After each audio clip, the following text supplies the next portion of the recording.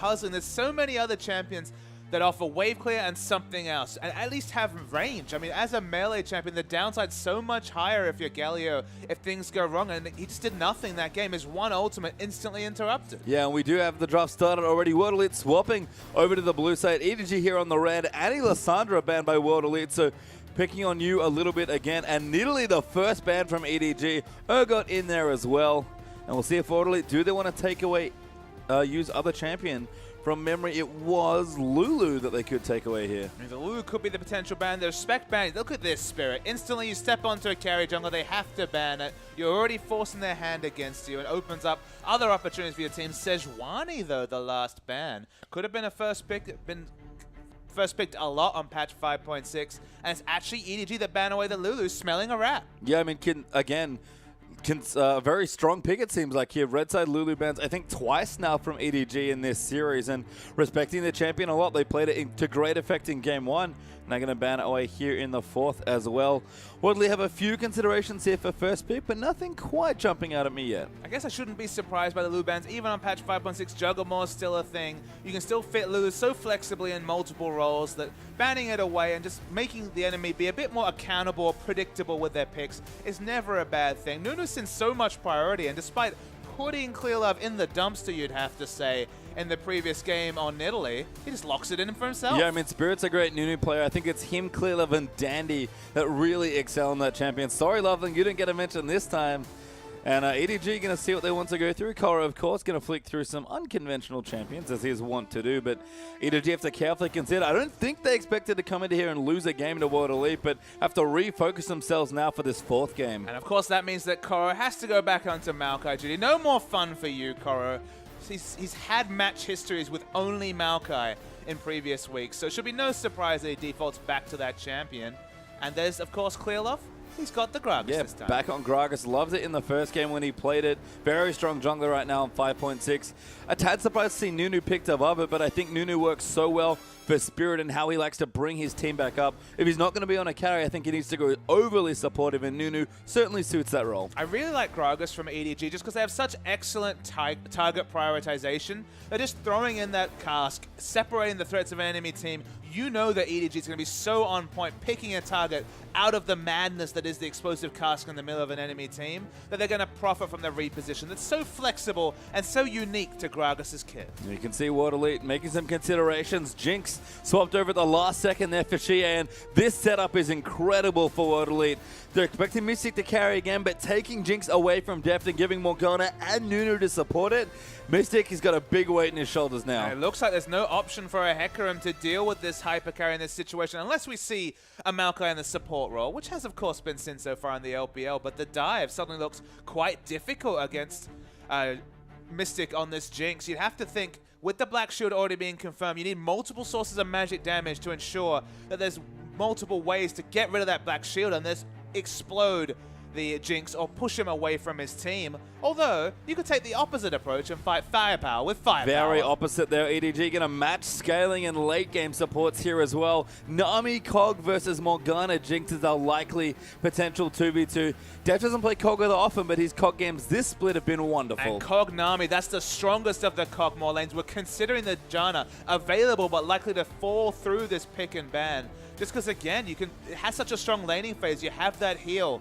You have the Astral Blessing for a bit more, the Tycor's Blessing for a bit more harass. Those two synergize so well, and they should win the 2v2 matchup. And in the late game, not many stand next to Cogmore in terms of late game damage, but Jinx is right up there. Yeah, Vlad's open as well, by the way, but Mystic is hovering Azir for Xie. I like Azir a bit more just for helping the hyper carry potential, and kind of the similar thing there for Sion. Lock it in, you. Yeah, that's the pick, but he's hovering the Ziggs. I was expecting Xerath, but Ziggs would be just fine as well, and fits the comp. I mean, again, both the AD carries are the focuses of these two team comps as they're built right now.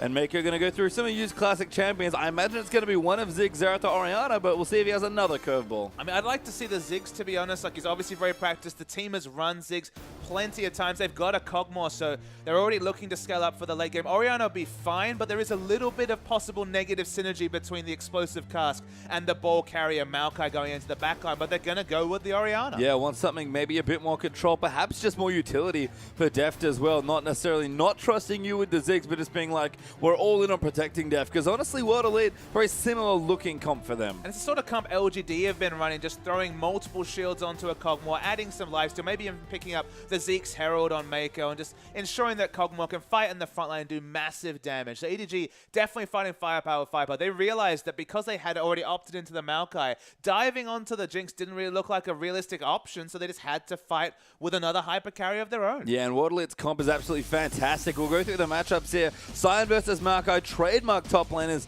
for both of these players, and as we move probably soon to the jungle now as well. Spirit on Nunu, Clearlove with the Gragas. So Clearlove's onto the Gragas, needs to be able to separate Jinx away from his teammates. That's the big thing. But it's hard to get magic damage onto break the Black Shield in this game in particular. Orianna probably not going to get the ball onto Jinx of all people, and there's not that much other magic damage to stop that Black Shield from ensuring that the explosive cask going to do nothing to Jinx. Yeah, and of course, Morgana versus Nami, very defensive supports to protect and peel for these big AD carries. But I think if you asked World Elite what they want to blind pick, what they've got in this game probably look very close. It's just going to be a game of who can actually get onto the backline, because there's a lot of peel for both teams. It's actually the mid laner from World Elite. It's all going to be about the Emperor's Divide peeling for the Jinx, whereas, of course, Nami has the waves to potentially peel as well. So it's going to be all about who can fall down, who can navigate best. You probably always give that to Deft on the Cogmore, but Jinx has been the real MVP of this final series. Yeah, I mean, she's just been great. We've had, yeah, you're right, 2 Jinx games in a row and 2 wins for the Jinx players as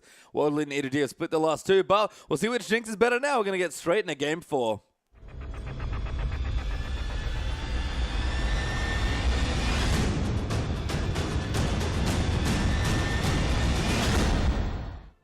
And unfortunately, we do have a pause to start this game off, so not straight into it quite yet as Clearlove adjusting the headset, getting focused back into the game. Did not have a standout game in the last one, so needs to make sure. I think he's tapping his headset, maybe saying, hey, I can't hear my teammates. That's probably essential. Absolutely, and it's a standard Cogmore lineup, definitely not a Juggermore comp coming through, although plenty of shielding and peel coming through for the Cogmore on the EDG lineup. The use of the explosive cask is really the exciting thing for me to speculate on as we move to the end of the game. Again, probably not going to be able to get the engage onto Mystic because they don't have the magic damage to pop the Black Shield. We don't have multiple magic damage sources to really get that engage. I mean, there's always the potential, but it's looking unlikely, at least as the comps come together. Both teams are going to be about setting up around their hyper carries because, as we mentioned, if you're able to fight as an Azir in the backline, set up a couple of Sand Soldiers, have that Emperor's Divide to stop any divers onto Jinx, the Jinx should be very safe. The diver should take a lot of damage. But I mean, Cogmore being unattended on the EDG side is also a big thing to consider, and it's hard to get through the Shockwave, through the Nami CC as well. So it's going to be a fight definitely fought on multiple fronts, and whoever can deal with the hyper carry will probably take this game. Yeah, I mean, support summoners even, as you kind of look through what's available at level 1, are interesting in and of themselves. Conan with Ignite there on his Morgana, but Mako's gone with Exhaust, and I love the choice normally, but who are you really peeling off here? I guess it has to be Aluka, but I mean, it doesn't really feel like you need Exhaust in that situation. I guess the Ignite doesn't really give you kill pressure on the diving Scion, so just Exhaust to get some of those base damages away. Maybe the Nunu Absolute Zero is going to be registering, and it has the high base value, so that's another kind of big AoE like Kennon's ultimate that you can happily exhaust. But I understand what you're saying. It doesn't look, it's no like Tryndamere, which is an obvious exhaust target. There's no even Aurelia that's another great exhaust target. It's just a negative summon, a defensive summoner for a defensive team. They're all about setting Deft up to carry in the backline. And Deft's certainly been shown to carry in games. He's had 3 wonderful games in a row despite the loss that EDG sustained in the last game here. But World Elite, again, I said it, if they could blind pick a comp, they might pick this one. I mean, they've played a lot of Vlad with the Jinx Nunu to supplement for even more additional damage, but GA is putting a lot of faith in his AD carry player Mystic here as well. We've seen his Jinx, we've complimented it time and time again in the last few weeks. Yes, GA does have carry potential on the Azir as well. I love it with the Blood Bowl synergy as well. Spirit has 2 great targets for that ability. Even Sion with some extra speed isn't too bad, but at the end of the day, you look at the Jinx, you look at the Cogmore, 2 great AD carry players, and they're the big anchors for these 2 team comps. But the crazy thing is that both these comps do better kiting back than they do going aggressive. So the fights are just going to be super interesting to watch. You have to feel like the Shockwave from Orianna is going to be held for a long time in a fight because there's no obvious divers coming through, barring the Scion and Maokai. Both of them can be used for peel as well. It's just going to be addictive fights just to sit back and watch how teams engage. I mean, maybe the team that gets the first early control over Dragon will kind of dictate the pace of this game and force the enemy to come into them, because in an even situation, both teams have good wave clear, both teams are defensive-minded.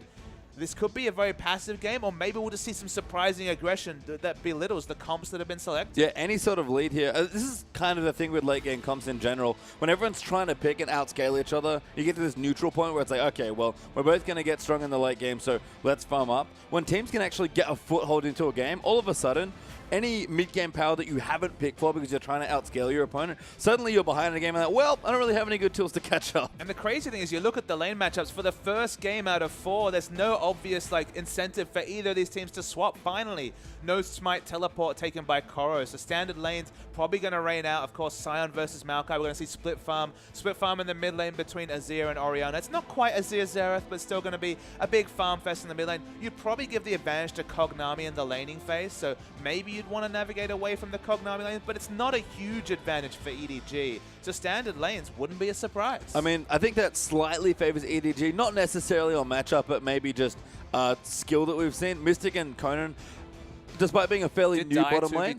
Yeah, I mean, Deft is just such a good laner with Mako that, especially in a Kognami lane that does have a lot of strength to it, I might give, again, a slight edge there, but that's barely anything here. We're going to see, again, junglers be a big deal here. Both Spirit and Clearlove can impact lanes and jungle alike with the champions they have, and understandably, Spirit, who puts the team on his back, whether he's on Nunu or on Nidalee, he's going to have to do work here once again. I would say that if a jungle follow was forced, for example, if Wadley did initiate that lane swap and it wasn't called by EDG, you'd say the jungle follow coming through from a Maokai Gragas might actually outweigh that of Sion Nunu, just because if you gank mid with that deal, we're talking so much targeted CC coming through that you could do potentially a lot of work in ganks. So I mean, Azir's always going to hang back, but probably even more incentive to do so this game. Yeah, and it'll be interesting to see what breaks out as we do bop into the game here. Pause is over, and Game 4 is on between World Elite and EDG. And Deft and Mako, very sneaky, but do get spotted out, and couldn't get some free money. And even that first comment, the fact that we're playing a 4th game is a super surprise if you tuned in for the first 2. Soundly won by EDG, but the same story for World Elite. They were very on point in your last series. So far, we see the lanes meeting in the bottom lane, but with all these backs, unsure to see where we end up. Clearlove loses his trinket ward there as well. Good pressure applied by Azir and Nunu, getting that out of the way, and warding the Raptor is going to mean that Koro has to start on another camp, probably going to walk towards the walls, but again, early jungle vision makes one thing, and that's predictability. You can see that Deft's already opting out of the 2v2. Despite having a good laning matchup, I feel like maybe they've cottoned on to the fact that the jungle follow, and it's especially the 2-man roaming gank squad of Gragas Maokai, can apply a lot of pressure. Of course, they have a very fast jungle clear with the saplings to proc, and then the Arcane Smash being on a very short cooldown. So despite, once again, laning phases, the actual 2v2 strength has been completely irrelevant this game. Yeah, interesting to see Koro actually pop a sapling on the Wolf camp. I think they realize that they want to go for a fast blue here instead, because he's got 2 down here. The one on the Wolves not going to do enough damage, I don't think, to take out the little ones, and instead Koro and Clearlove are going to start a very aggressive two-man jungle. You might think this is counterintuitive, but sometimes it's just because of the opportunity cost. If you don't need that sapling to take it down, if someone's going to invade you, then at least you have a sapling already prepped to take another camp. So because it's not a big trade, because you're not actually losing anything, because the speed difference is like so minimal, sometimes doing something like that, it'll help you 1 out of 10 times, but that 1 out of 10 times, you get a big advantage. Yeah, great point there, as we see you and GA trading autos here in the mid lane. Pretty interesting to see who wins the early auto trades between these two champions, known for their aggressive auto attacking here, but good protect there from Orianna, and Shea right now, at least on the range, winning the early trades. I'm going to tell you, it's definitely going to be Azir. He doesn't need to get into auto attack range to auto attack with those Sand Soldiers. Much bigger locus of control early when respecting the ranged Sand Soldiers and the fact that they can do damage. I mean, it's a very similar interaction to the ball, but of course it's as if the ball could auto attack at 400-500 range. So Gia definitely going to win those auto attack trades. You might have wanted to actually consider going for the very defensive regen start with the Flask, just because he's going to take a lot of damage this game. Yeah, I've seen a lot of Flask, to be honest. I actually like it just from his personal style and the matchups that he's sort of been put into. Xie, quite an aggressive young player here, of course, one of the Chinese solo queue superstars, and World Elite having control of the bottom side of the map here, going to immediately get onto a quick dragon. We mentioned the fact that the team that get the objective snowball would probably have a big advantage, given that both of these are kite comps. Alucard's going to solo this down.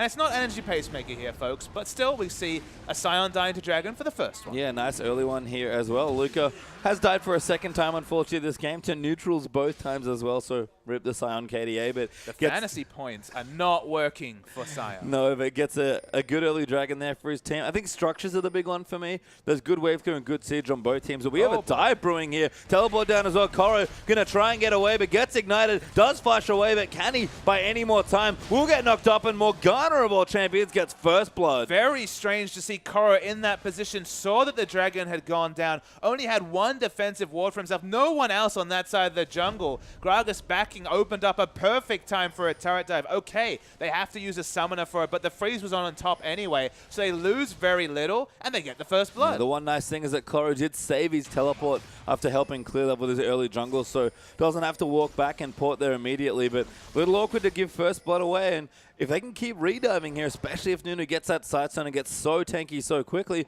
Koro could start to struggle. I guess maybe they were spotted going back over wards or backing in vision, because otherwise you can't just teleport bottom. You might just get killed for a second time, but gets away with it in this situation and actually ends up in a level 4 versus level 2 battle against Scion. Yeah, we've actually had a swap back here for World Elite, and EDG immediately pack up shop in the top lane and maybe look to swap back again. Apparently Def does not like Mystic very much. This is the second game in a row where he's consistently dodged him. I mean, look, maybe he's just looking for a certain item timing in this matchup. Maybe Jinx being against a Phage, for example, the orb walking might help the Kog'Maw and the auto attack trades. I mean, both of them, of course, scaling up with range between the Bioarcane Barrage and the Q ability for Jinx. You know, the rocket launcher and the fishbones coming through. So just waiting to see. But no, he's actually just backing to buy some items. Yeah, I mean, as it turns out, just getting his components for a Phages. Mystic's already got a pickaxe. Does favor Mystic slightly there with some extra flat AD, but Cog, once he gets going, if Def can find a good pastime for that Trinity Force, he'll be just fine, and maybe even look to see EDG get back to those famous Trinity Force AD carry rotations. Absolutely. Trinity Force AD carry makes a triumphant return despite there being quite a lot of tankiness coming through from Spirit and Aluka on the Nunu and Scion. Of course, you are a tank buster when you're Kog'Maw. You have that Bioarcane Barrage for maximum health damage. You will eventually itemize to being able to deal with those tanky members. So you can go Trinity Force. You have a very big one-item power spike with that Trinity Force. Bioarcane Barrage, the Bioarcane Barrage not costing any mana now, of course, means that you get those instant Trinity Force trades from a very long way away. And because you naturally win this lane matchup with the sustain advantage on Nami, I thought he'd be happy with the 2v2. Surprised to see they look to be opting out, but nope, just back to the 2v2. Yeah, back there now, so should be happy days. Horde Elite, of course, with the early Dragon means that right now they're not giving up any objective pressure in the bottom side of the map, so we'll flip the map once more here in this one, and Def very comfortable here, even in farming towards the top side. In fact, pretty even across the board. Exactly. CS value is definitely working fine. You finally anchored to 51 CS, winning in CS against the Azir despite opting in with the Doran ring, with the aggressive purchase. That's actually a big thing for Orianna. Yeah, looking good here so far, as Clive might even entertain a gank. No, Shea is going to spot him. Clive will have to leave. Walk straight over a ward, did Gragas. So good pressure there from Shea just to keep him away. And you see the ball starting to get some trades in. Again, Orianna respecting the range of the soldiers. Speaking of trades, just look at the top. Mystic is taking huge auto attack trades that he can't deal with from Deft with the Bioarcane Barrage. And this is how I expected the lane matchup to go. That's why I was surprised to see them not opt into the 2v2. And you can see again Black Shield coming down. Going to shake off a little bit of that magic damage there that Deft is doing. But Kog'Maw have to show him so much respect when that ability is activated. Ward going to get cleared though here by Shea, and Spirit going to walk in looking for a steal, but you already got the buff. And of course, Deft is so smart about when he chooses to activate the Bioarcane Barrage. The moment that a minion falls low, especially a melee minion, definitely the cannon when eventually the next cannon wave spawns, activate that W, ensure that Mystic gets punished for taking any trades. Yeah, you there, protect again here in the middle of the lane.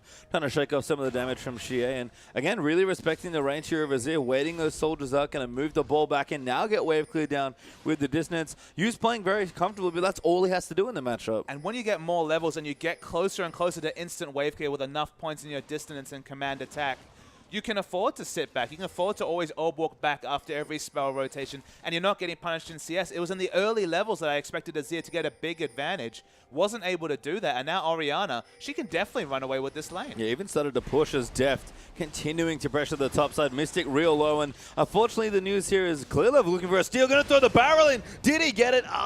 Nope, Shea got away with it. It's definitely not an AP Gragas barrel, that's for sure, Peshon. The base value is certainly not there anymore. Close to the steal, but not not able to take it away from Azir. Mystic does have his heal, so Def probably not going to go in for a heroic flash there with the Bioarcane Barrage. Actually chomping down on a potion or two, I believe. So going to get a little bit of help the mana back, but forcing Mystic away, they'll push the minion wave into the turret. And as I said, it was bad before for Jinx, but with Living Artillery up now as well, it only gets worse. But with 47 seconds till Dragon spawning, they both back. Makes sense, they push the minion wave in. But will they just go back to top and seed away the second Dragon to move Def closer and closer to the Trinity Force? Or will they actually rotate to bottom to try and contest for this second Dragon? Korra's going back as well, does have his teleport, so might be seeing a very smart, well-timed swap back here from EDG. They've been on top of their rotations for a lot of it in depth. I think they must be wanting to contest Dragon because that's a Sheen. Yeah, he's got the Sheen. He's gone for the trades. He's already winning the trades happily. Of course, that Sheen proc along with the Trinity Force proc both going to be applying on the Bioarcane Barrage. So suddenly the trades get even stronger for EDG, and the offensive option, very offensive option tells me that, as you mentioned, but they're going to look to keep laning 2v2, and they're going to opt in to the Dragon fight. Let's get some contests going now, as Mako even going to move in, get a couple of wards down. Mystic clearing out the Krugs. Very comfy, actually, there. Early Berserker is going to help with some of the early trade damage, especially in minigun form. And you got a nice defensive pink ward up the top as well. Waterly, by the way, nice little deep pink ward on the right-hand side, just above the pink that we saw from EDG, and has not been cleared yet, so giving them a lot of free vision, especially towards the blue buff area. 3 pink wards down, 1 to stop any potential turret dives coming through onto Orianna. Of course, answered by that World Elite pink ward, just for vision. But 3 pink wards down around Dragon means that it should be a fairly safe start if they choose to engage. Clearly going in. Is on top of a ward, though. Does not quite have his sweeper up yet, so can't choose to sort of swipe that away. We'll see what he wants to get done here in the rest of the stages as well. But EDG, I think they should look to contest his second Dragon if they can. No one's aggressed on it yet. It is back up, though, and we're going to see a fight for it as most of the teams have rotated their dual lanes back down to the bottom. In the 2v2, we're actually seeing a gold lead starting to be built up by Deft after those early trades. Those without items. Now with the Sheen, the burst trades just get better, and we see a 12 CS advantage for Deft. Advantage Cogmore, never something you want to say as a bottom laner. No, and he's only going to get stronger. That Trinity Force, especially depending on its timing, could be the big difference here in this game. We said it with 2 late game comps looking to scale up here and some very late game carries. The game is very tense here. There's not a big margin for error if you fall behind, because again, when you have late game champions, you don't really have any way to catch up in the mid game. And just in terms of other item timings, nothing really big coming through in terms of item timings. Catalyst versus Spectre's Cow, identical gold veil, those items. Working towards the Athenes, you have to say you might be closer because there's an extra amp tome in the inventory for Azir, and he's behind in CS. And the Berserker Greaves gives a bit more better rotational play to Mystic. Again, we've seen a lot of Berserker Greaves rush on Jinx. Helps you orb walk and get that last order because you lose a lot of attack speed in rocket form. Yeah, have to switch out and chase them down. Mako going to clear out a pink ward though. Clear Love's in the area, so able to provide support, and Waterly do not even move into contest. And that Dragon's been up for 1.5 to 2 minutes, and no one's gone near it yet. So, as we said, a very tensely balanced game right now. So you just see the gold advantage is still with EDG. So it was with World Elite, now just matched by EDG, despite the fact that across the board, CS is in the advantage for EDG. Yep, Spirit now rotating into the mid as well, going to help GA push in. And is one of the nice benefits of running Nunu Blood Boil. Not too shabby on Azir, and they're going to get some damage under this turret. Yu's gone back, he's got his Athenes, but he's going to lose a lot of turret damage as a result. And Clearlove going to walk in, maybe even ult somebody back here. Good wave clear coming through. Ult Spirit off the turret, but now maybe caught out of position. Shie might look to chase him, but just pokes him away instead. They just want to poke him to try and take away this pink ward. Of course, you can do that with the Sand Soul. Just a very cute interaction. Had to use the smite on the minion wave, then the barrel and the ultimate. So a lot of his kit used just to relieve pressure because of what looked like a poor back timing for Orianna. Yeah, just couldn't quite get it done. Nice rotation from Spirit, actually, as a result, taking advantage of that timing to get good damage under that turret. Again, it's the little things that will really start snowballing out of control. Trades are fine, but if teams start eking away advantages, that probably isn't going to stop as Deft and Mystic trading blows in the bottom side of the map. Aqua isn't just why, but Black Shield was on anyway. And again, this Dragon been up for quite a few minutes now, and no one is moving in aggressively for it. Very even damage trade that time, so Mystic finally got a couple of rockets. The extra movement speed from the boots was helping him massively in that situation. Deft has to respect the execution damage coming through from the Super Mega Death Rocket, so the burst trades seem to be winning for Deft, but if they go for the even extended trades, Mystic gets back into them. Clear Love down here as well. Ultimate not quite back up and on a fairly short cooldown at this stage of the game, but Clear Love going back. Probably needs a few more wards. Might have a Sight Stone ready to go if that's what he wants. The Spirit spots a ward down towards the bottom side with the rat percents tingling. But Sightstone, Stalker's Blade already completed, plus the Cinderhulk. Nunu looking great for Spirit so far. I mean, but it's still been a very quiet early game. It's hard to say who that really benefits because, again, the scaling's fairly similar into the late game. Maybe a slight advantage to EDG, but also a lot more magic damage, so a bit easier to itemize in the early to mid game for World Elite. It's just all even. And again, who can execute best on their kite comp with hyper carry? That's the late game team fights, I feel, will just be explosive this game. Oh, good poke there from Def. Lands a living artillery right onto Mystic after the Voidoo. So getting small advantages in the bottom side. You can see the CS mounting slowly, about 20 up now for Def. Maybe grows a little as Mystic goes back to the Krugs to get a bit of additional farm. But if this Dragon, which is still up, by the way, doesn't get contested soon, we're going to have one hell of a team fight for the second Dragon. In terms of turret health, both outer turrets in the mid lane are falling very low. Specifically, Azir got another Judy auto-attacking on that outer turret. It's falling low. Deft's going to finally start doing some turret damage in the bottom, get those Sheen procs onto the turret, but it's still very healthy. Kalila rotating down as well, but World Leader spotted him out. A great ward there coming through, but a good Black Shield. Going to shrug off some of Kog'Maw's early magic damage and Kalila down here just to help clear the wave. EDG, I think they want to force onto Dragon, but with back time is probably needed here as well. It's quite dangerous, and instead they'll just trade for a little bit of turret pressure. I mean, Jinx has to back away. Now it's porting back to base. Has to respect the explosive cask initiation coming through from Kalila. So going to get a lot of damage to this turret. Will they start the Dragon, though? Because you feel like Jinx, if she gets in position, could definitely contribute. And Deft's very aware of his mana. I think going to stay and finish the tower in the bottom side. First turret will finally fall. Spirit comes into the mid. Xie real aggressive with the three sand soldiers diving forward, but moves them back in, clears out the wave. Ward there as well, and Def might have to back here. Jinx is already back with the BF sword completed along with the Berserker Greaves and the pickaxe, and Mako going away. EDG might have given up too much pressure as Conan actually down here as well, going to start the ultimate, but no one quite here yet, but just enough going in. Good block there by Mako, but Def getting way too low. Spirit gets the first kill. Mako going to go down here as well, and World Elite are really on point. Yeah, EDG might lose the maximum in this situation. They should have backed earlier as Jer wants to back away from the turret. He wants to keep his turret up, but there's a situation where they might lose multiple things. Very aggressive by you, perhaps too aggressive. Gets Emperor's Divine, flashes over Ignite down as well. Amazing solo kill by Orianna. Yeah, that was really nice play from you. Finally onto the Orianna. We wanted to see it last game, but pulled it off here, and the Ignite came out trumps in the trade. Yeah, really nice stuff. Barrier not there. Spirit coming in, uses the smite, slows down as well. Absolute Zero gets shattered, and Orianna just living. Spirit dives in, and you gets another kill. You can step away with so much swagger. Look at that smile on the face. He's feeling pretty good about himself because that was sick. That was indeed, and Spirit shaking his head a little bit, being like that might have been a slight miscalculation.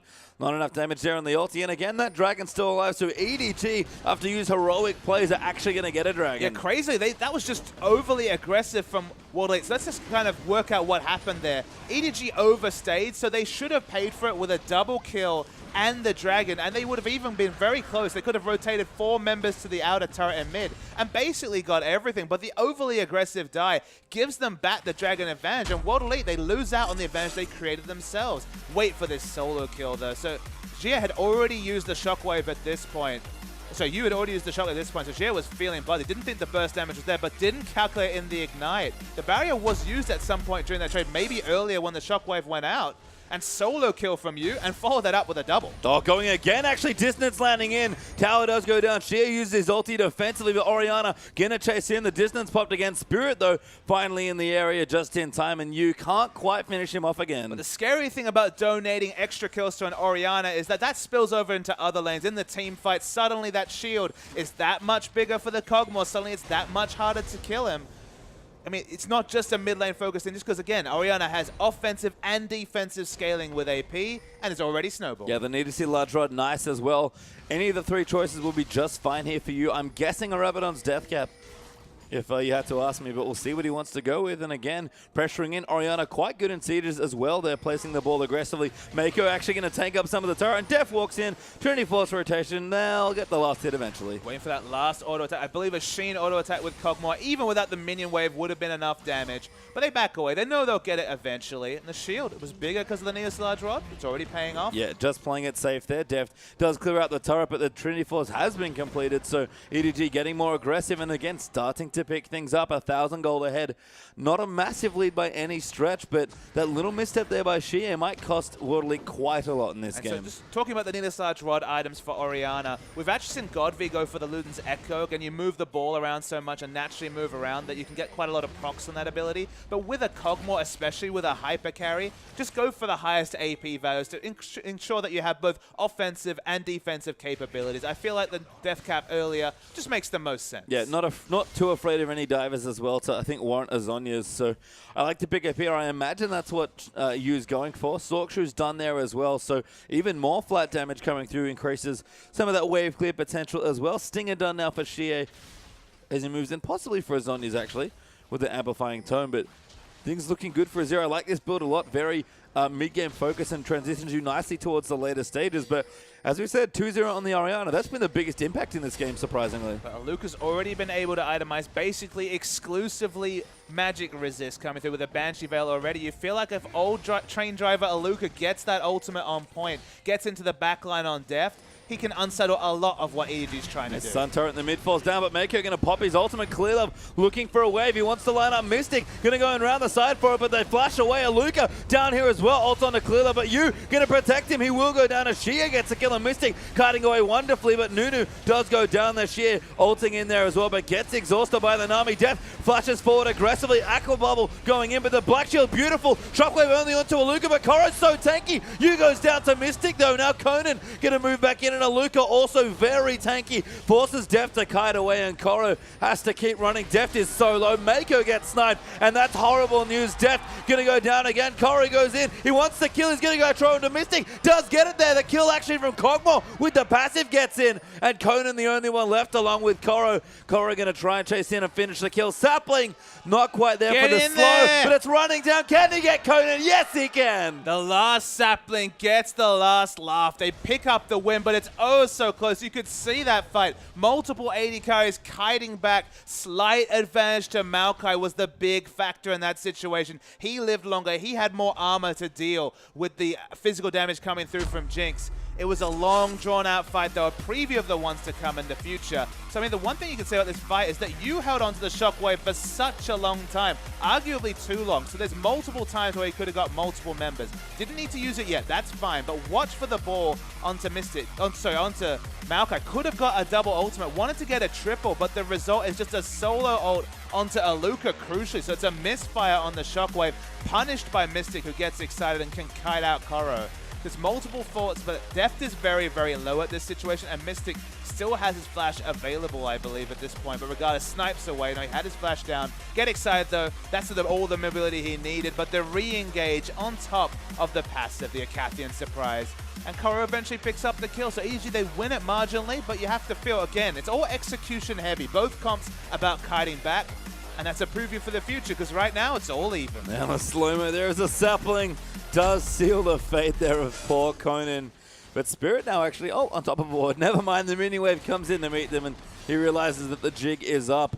Buildwater Cutlass done now for Def, so building in towards his blade. Zeal complete for Mystic. Haunting Guy's done for Xie as well. That was his next item. Quite a few big purchases there, and Koro again, the big benefactor. Frozen Heart Righteous Glory already done. You have to feel like the Haunting Guys is answered by all these null magic mantles already in the inventory coming through from EDG. They don't quite have the Aegis yet. You have to think that's the next big purchase coming through from Clearlove. He wants power now, which is a very interesting thing. I felt like he would just opt into a later game build here with Gia, but maybe he's actually going to go for the Liandry's on the Azir. I mean, maybe just worried that at this point his team's a little bit behind, and again, you cannot afford to fall behind in this matchup. So trusting in Mystic's late game power, wants to bridge the gap a little bit more effectively, be stronger in the mid game, see if you can pressure more. But again, these team fights are very long, and if we go late especially, EDG have a lead, but it's not that massive. And poor Mako gonna get caught out, gets hit by a binding, Zap in there as well, but the wave actually gonna keep him safe. Clearlove down as well. Mystic though will get the kill and get excited. Clearlove looking to go in, knock Spirit almost back in. It does knock Jinx away. Binding there again. Might go back in, but Clearlove a little too tanky at this point. And of course, we saw Yu was going to provide a bit of utility there, so they had to back away from the fight. The physical damage is still not there from EDG. That's the big factor, is there's no Blade of the Ruined King, there's no Last Whisper, there's no Infinity Edge through from Deft. So itemizing matrices is still coming up trumps. In the late game, when the physical damage gets going from Kog'Maw especially, the fights might start to shift towards EDG. Yeah, Mystic, though, looking very strong on the Jinx right now, and both teams looking for their second Dragon. World Elite will start it off, clear the ward out there as well. Ball on top of Clearlove is actually a little too low now. Shea gonna ult him back into the team. Clearlove flashes just at the last second, but Mystic gets him. Double ball onto Mystic in Spirit, though. Conan low as well, but Shea tearing through people, and Deft trying to fight, but he can't be in the middle here, but the bubble just saves him. Shea goes down to Luca, still fighting in as well, but Deft kiting wonderfully. Does not want to flash, actually can't, and Coro will chase him, but Aluka probably not going to go down. Nami will chase him, never mind. Aquabism lands, Def going to go in for the kill, but he'll take the CS instead. Coro was so good peeling for Def. The fact that he could do consistent damage that fight was just disgusting. It was lucky that Mako got to the fight as he did, threw out the heal, was able to keep him alive during the fight, but this Coro is already unkillable. Righteous Glory, Frozen Heart deals with all the damage coming through from World Elite, and it's just smart team fighting. We talked about execution advantage, EDG. Yeah, and we've seen why Maokai has drawn so many bans as well. He's been a very popular pick. It's been one of Coro's best performing champions throughout the split. And Deft and Mako will clear out the second Dragon for EDG as well. So advantage in that field also now coming through. Rabadon's Death Cap completed now for Orianna. Spirit Visage almost brought straight up by Coro, and Deft narrowly misses eating that binding. Let's have a look at the gold value. Still, it has enough for his Blade of the Ruined King. What will be his next purchase? Will it be the Last Whisper? You have to think with the pickaxe, sorry, with the longsword, probably going to be Last Whisper, but of course could be the Bloodthirster as well. Has many flexible options. The peeling for EDG was smart. The use of terrain also, they were fighting around that choke where Maokai could just use Arcane Smash consistently to interrupt. Just smart team fighting from EDG. Should we expect anything else? No, and again, this is why we give the slight edge, I think, to EDG. Just they've demonstrated that they play better around their AD carry. Their target priority, even with you quickly rejoining the lineups, looked wonderful. Corey going to return to the lane. He's so tanky now as well, and Waveclear not too shabby either with those spells. So, I mean, Def finds Aluka, still very, very tanky, forces the ult, though. Yep, ulti out from Aluka. Can't be CC'd, so he'll just run all the way back to his tower.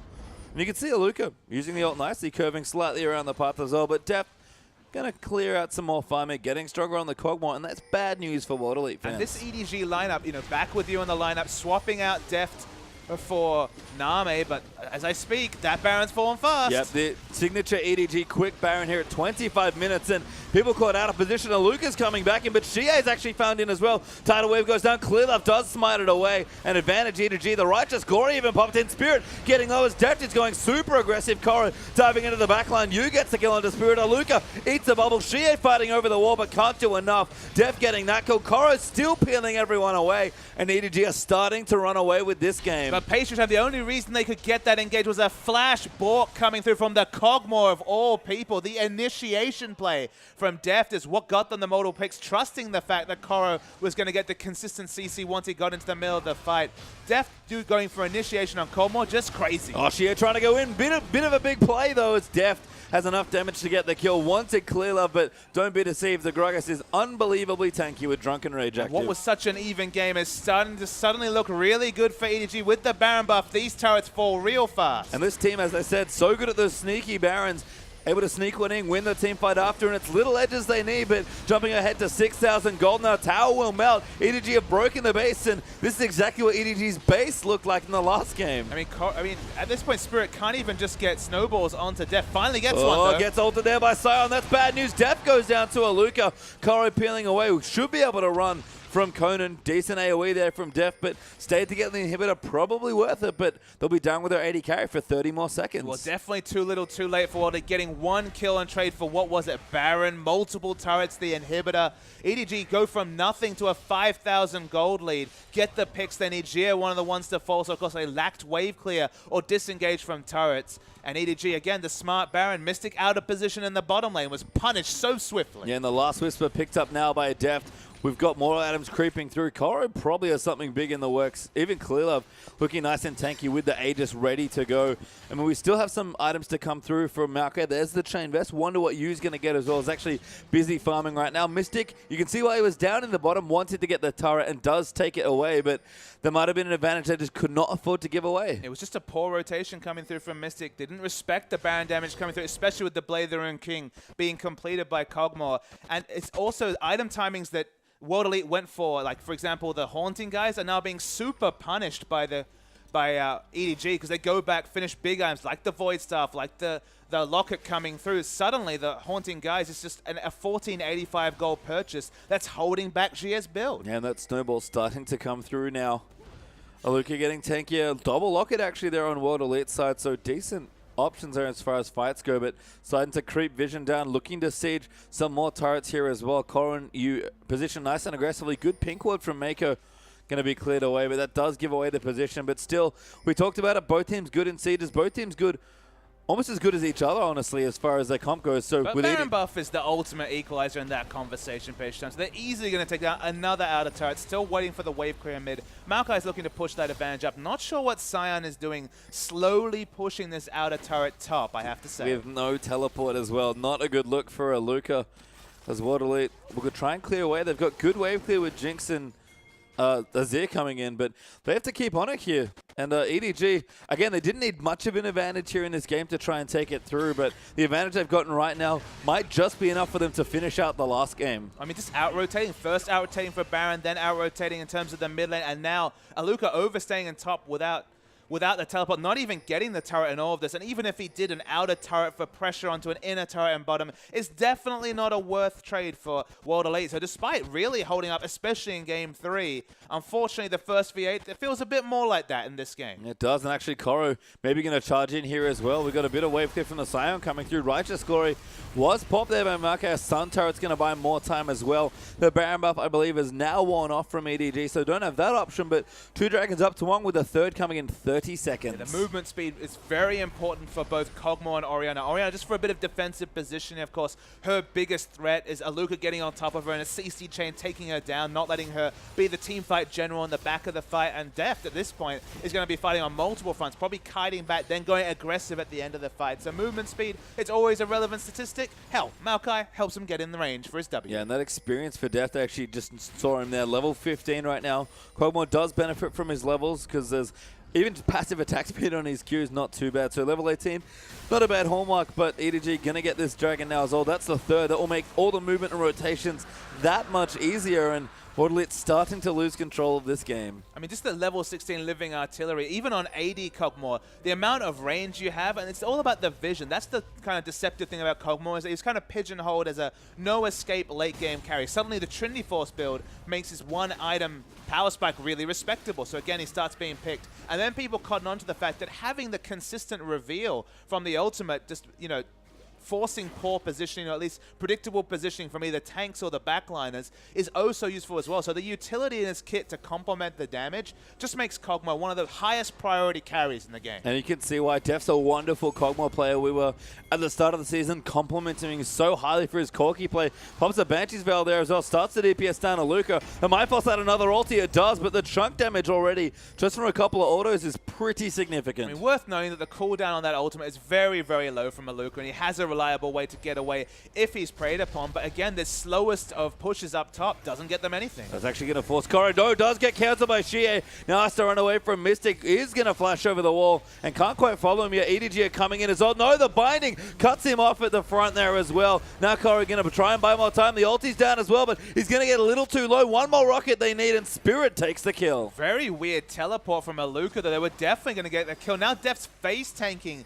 this outer turret. Sion could have been instantly there. These rotations from Aluka, they're making me shake my head because I just don't understand what he was trying to achieve. I feel the same way, honestly, about EDG from those last few plays. Very aggressive from Kara to be down there trying to split push, I guess, or push the wave out. And even Def face taking the turrets, a bit sloppy from them. So both teams need to refocus, clean up some of the play here. And especially with Baron coming back up in 30 seconds, we have big objectives to fight over. And again, EDG with a lead, but it's narrowed now, 3,000 gold only. I feel like Kara was taken back by the fact that there was only a couple of abilities that can interrupt the channel of the teleport, and wasn't expecting a flash Emperor's Divide from Xie. If they can punish the fact that this positioning-based backline fighter doesn't have flash, that might actually be a win for EDG, as weird as it sounds, because flash gated is Xie in a lot of situations if he wants to use his ult for initiation. Yeah.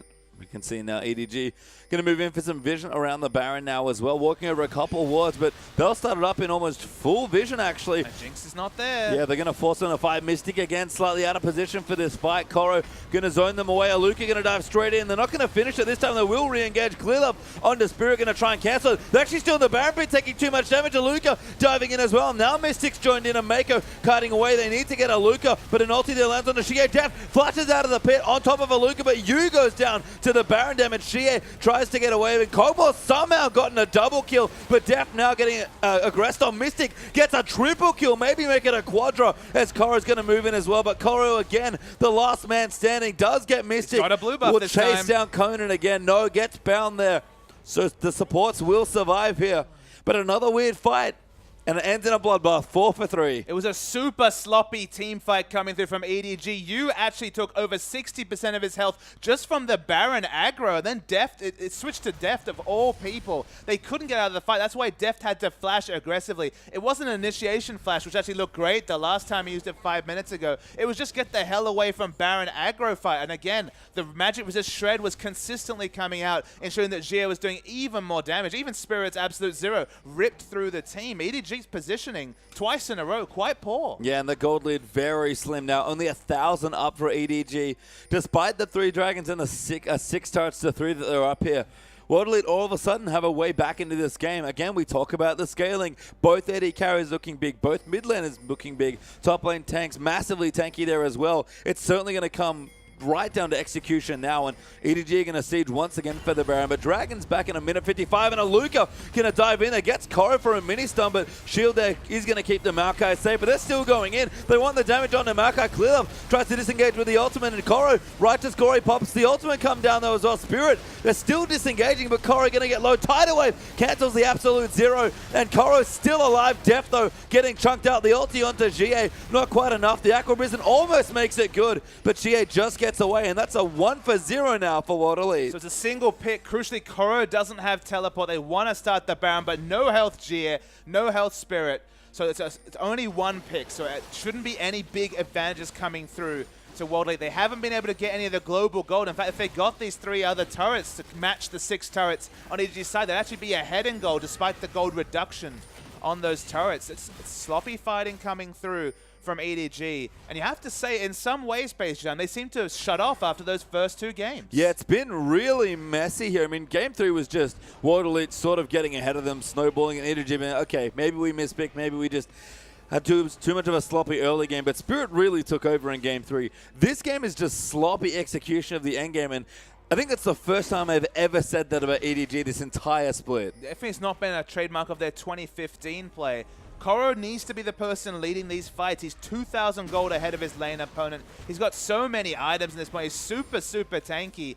We've already seen that Def can live a long time in these fights, but they can't be tanking Baron. They can't be positioned so poorly. In a straight-up fight for the last 15 minutes, it's been advantage EDG. We just haven't seen a straight-up fight. No, and it's just been sloppiness across the board, and both teams vying for the big objectives. World Elite now will move in to clear out some of the Baron vision. But it's, again, balanced very tensely. It was pretty tense at 6,000 gold ahead for EDG, and now basically at nothing at 36 minutes into the game. Sun Turret set up for Shie, World Elite with fantastic positioning. And Mystic actually has an item advantage over Deft, about 500 gold himself away from an Infinity Edge. So hasn't managed to match the 4-item spike coming through from Mystic. Has Blood Boil as well. Baron's going down quickly. Koro coming in, but Clearlove getting poked out.